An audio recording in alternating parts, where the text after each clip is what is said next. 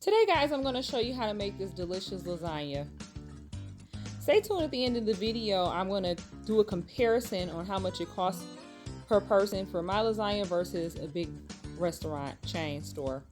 So you'll need Colby and Monterey Jack cheddar cheese, Parmesan cheese, Velveeta cheese, petite diced tomatoes unseasoned, an onion, garlic. I have 2.5 pounds of turkey meat for this recipe, and of course the lasagna noodles. I'll be seasoning the dish with garlic and onion powder, paprika, basil, Italian seasoning, salt, and pepper. I'll be using a 13 by 9 baking dish. Also, I have a strainer pot there. If you don't have the pot with the strainer inside, you can also use just a regular strainer. We're going to start by bringing that water to a boil on high heat, salt it heavily. And while that's getting ready to boil, I'm just going to prep my onion here, and I'm going to cut this in like a medium to small dice, slicing through the onion and then cutting through to make the small pieces, so when you chop through you get a smaller dice. I'm just going to run my knife through that, set that to the side. Now I'm going to prep my garlic. You want to smash that garlic. Takes out a little frustration as well. It's a little fun smashing the garlic. It releases the oils in the garlic. Then you want to remove all of the shells or the skins. Then I'm going to run my knife through the garlic. I like to make garlic paste when I'm cooking dishes because I don't like big chunks of garlic in my dish. So I'm going to take some salt. That's going to help break down the garlic. And continue to run your knife through it, cleaning the knife off as you go, and taking the back of it and just smashing that salt into that garlic. So after a few, you have to cut through it a little bit, you'll get the desired consistency. It'll start to turn into a paste. So now my water is boiling, and I'm going to drop in my lasagna noodles. And after a few minutes of that, they break down into the water. You want to take a pair of tongs and separate the noodles as they cook so they don't stick, because then you'll get hard, crispy noodles that didn't cook all the way through. Meanwhile, while that's cooking, in a preheated pan, I'm going to put some vegetable oil, and I'm going to start to saute those onions, and I will add to that the Italian seasoning, because it wakes up the herbs and it just really seasons that oil as well. And so I'm going to stir that around, cook that until that cooks down. About 5 minutes, I'm going to add in my garlic. I'll give that a stir, rub that around the pan really well. And what you're looking for here, guys, is you want to cook that garlic too long. I cook it till you start to smell it, fragrance the air. You'll start to smell it. So you pull it into yourself when you start to smell that garlic. After that, I add about 2 ounces of water, and that helps for the garlic not to stick, and it breaks down the vegetables even more.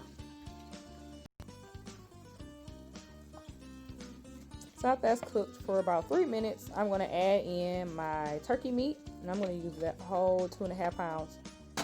And I'm just going to use my knife to break that down, and I'm going to start to get in here with the seasonings. Now, I want you guys to be careful on how much salt you use throughout your dish when you're cooking. I use heavy on my spices as far as my paprika, onion powder, garlic powder. I season pretty heavy with those items, and then, pinches of salt in between there. You can always add more salt, but if you put too much in, you can't take it back out.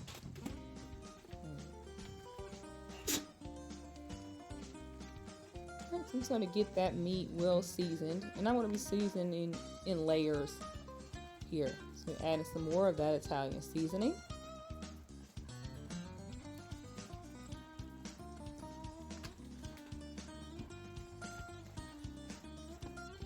Alright, so I'm just going to start to stir that through.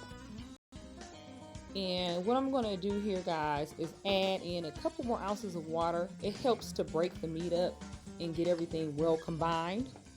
taking my wooden spoon, just stir that, and I'm gonna cover that and let that cook in 5-minute increments.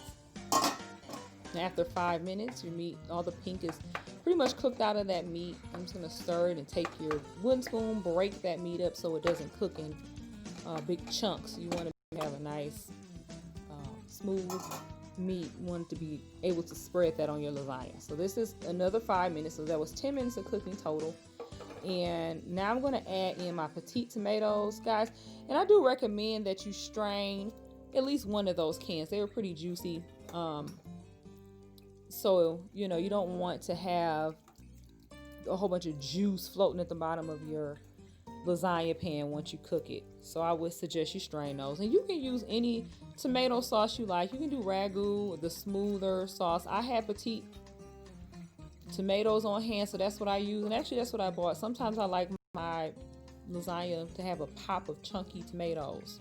So now I'm just gonna go in there and season this dish again, because those petite tomatoes were unseasoned. So I'm gonna go back in and I'm going to season it because I added that to the sauce. And you want to make sure your flavor is, you know, you have a really good strong flavor throughout every bite of your lasagna. And this is why you season in layers. If you know, I choose to control my seasoning, and that's why I buy things unseasoned. All right, so you're gonna see me, like, again, guys, like I said, heavy with the spices and just a little bit light-handed with the salt. So I'm gonna start to stir that all together. And we're gonna let that sit to the side and simmer for a little while. Now in the meanwhile, I'm going to separate my noodles. After they cooked, I put them in a separate bowl with about 1/4 cup of vegetable oil. I know it seems like a lot, but you really want to get those noodles oil so they don't stick, and you can separate them easy. I got my assembly line set up to do my first layer of lasagna. So I'm going to start with taking some of the juice, and we're going to spread that all over the bottom of that baking dish, so your noodles do not stick to the bottom. This is a very important step. So then I started to layer down the noodles. Now I did a layer of 4 noodles, but guys, you can do, you know, 5 to 6 layers of noodles. But for this particular 13x9 dish, I found that that was pretty much perfect. I had like 1 or 2 noodles left, which I used. I just layered an extra layer to use all the noodles. Okay, now I'm going down with a layer of the velveeta cheese. It's very important when you start to put down that meat sauce that you know, try to touch every noodle so no noodles are sticking up and they're dry, because it'll crisp up in the oven, and it, you know, you don't want a crispy texture with your lasagna. You want everything to be soft and melt together. So that was the bottom layer. Now you just repeat. Now on this particular dish, I did about 4 layers.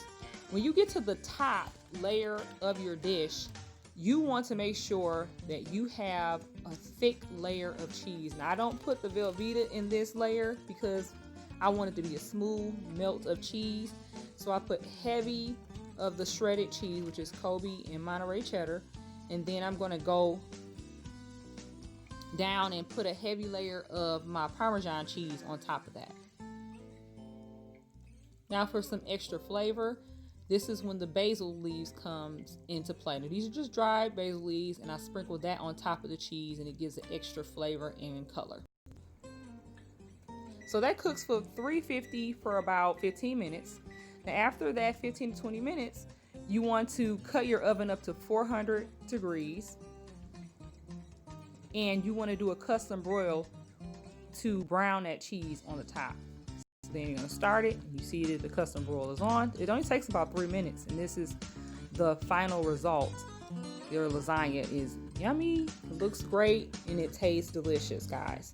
Now the comparison on price of this is mind-blowing. If you make this yourself with the ingredients that I have here, it'll be $9.23 to make that dish, which only equates to about $1 per person. If you were to buy the at Olive Garden, is what I compared it to, they have a $12 serving. That's with the bread and salad, and it would come to $4.50. Okay, again, guys, the comparison, the dish I made came to $9.23, and that's with the serving of the salad and the garlic bread. And that came out to like 93 cents per person. Now, for Olive Garden, we would have to buy a serving of 12, and for that, it would be $54.11 for that dish, and then it would cost about $4.51 per person, guys. So you see, you're saving a lot. Thanks for watching.